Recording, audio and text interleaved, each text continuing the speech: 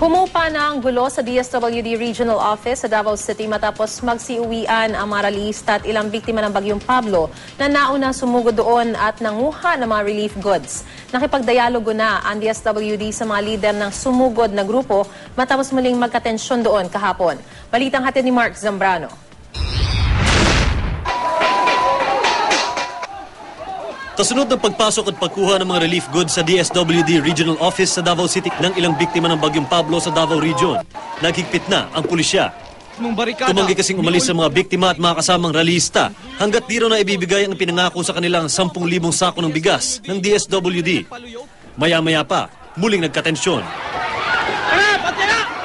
Hinarang kasi ng mga realista ang pagkaing para sana sa mga bantay na pulis. Isang photographer at 4 na pulis ang nasaktan sa gulo.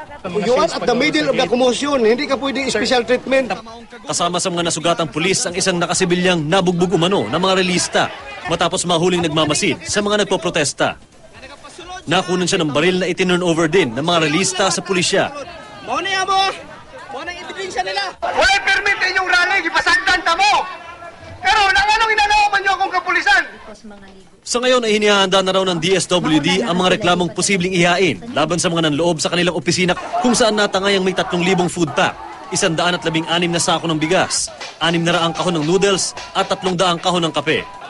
Una nang sinabi ng DSWD na hindi pa sila namahagi ng relief goods dahil wala pa raw ang pinal na listahan ng mga residenteng makatatanggap nito. Naawa po kami sa mga biktima. May mga nangundyok dito at sabi po ni Dinky Suleiman, kakasuhan namin kayo. Pero giit ng grupong Barug Katawhan na nangunguna sa protesta, makatwiran ang kanilang aksyon dahil mga lehitimo silang biktima ng Bagyong Pablo at hindi sila dinadalhan ng tulong ng DSWD. Giit pa ng grupo, hindi raw sila binayaran o pinilit na magtungo sa DSWD office. Pinapasok na sa opisina ng DSWD ang ilang miyembro ng Barug Katawhan para sa isang dialogo.